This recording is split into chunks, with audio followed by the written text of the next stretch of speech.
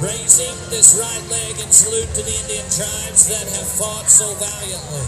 The Sioux, the Blackfeet, the Comanche, the Arapaho, the Apache, the Crow, the Pawnee, and the Cheyenne. We changed from the right foot march to the left foot march. This leg raised in salute to the great warriors of the Indian nation. Geronimo, leader of the Chicara Apache. Sitting Bull, the chief of the Plains Indians. White Antelope, a brave warrior of the Cheyenne Nation. Pawnee Killer, a feared leader of the Lakota Sioux. We move on down to the two-step march. The Ghost Dancer now changes to just that. In salute to the way of life established by the tribes. That means living off the land. The Indians were a self-sufficient people. Their tribes and customs, while different from the white man's way, nonetheless established a culture worthy of preservation. And now, the Ghost Dancer performs the War March as he lifts both legs high in the air as he prepares to do battle with the ever-advancing enemy. As the Ghost Dancer approaches the enemy, he begins what we call the hesitation march, continuing to lift his legs high in the air, but doing so with great hesitation and quietness, so the enemy could not hear the final approach.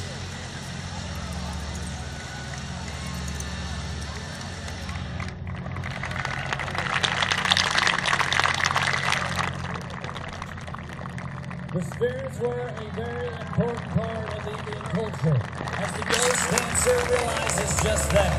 He knows the arrows are no match for the rifles of his enemy. He turns to the only source of strength he knows. He prays to the Great Spirit for strength and endurance.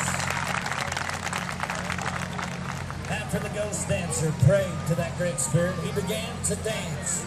The dance that Ghost Dancer performed sometimes could continue for days, or until he began to experience visions from that Great Spirit. Often these visions were of a new land, a new hope of freedom for his people, because their old land and freedom had been taken by the white people that had migrated westward.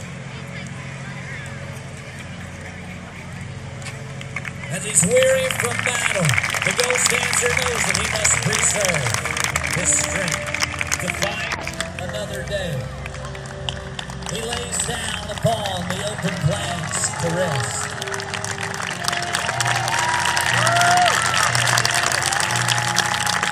But the dawn comes and a new day is with him. And the Ghost Dancer rises to press forward in his quest.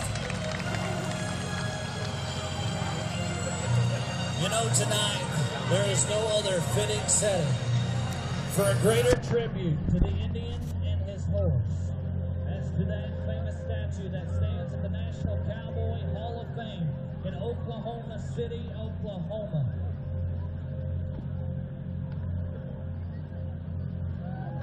The end of the trail, and our warrior and his horse present their version to you tonight.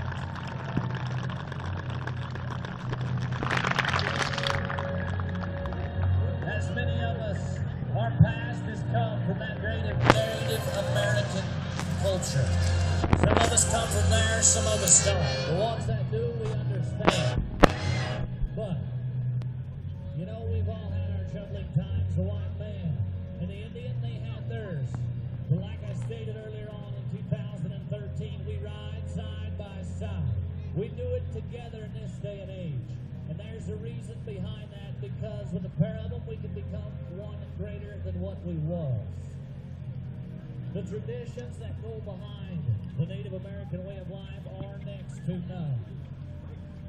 As the Ghost Dancer prepares to leave the arena, we move to the stillness of the famous statue, the vibrance and the energy of the Indian spirit. As the Ghost Dancer walks on his hind legs, he salutes our great Seminole nation, the Indians past, present, and their contribution to this great land of ours.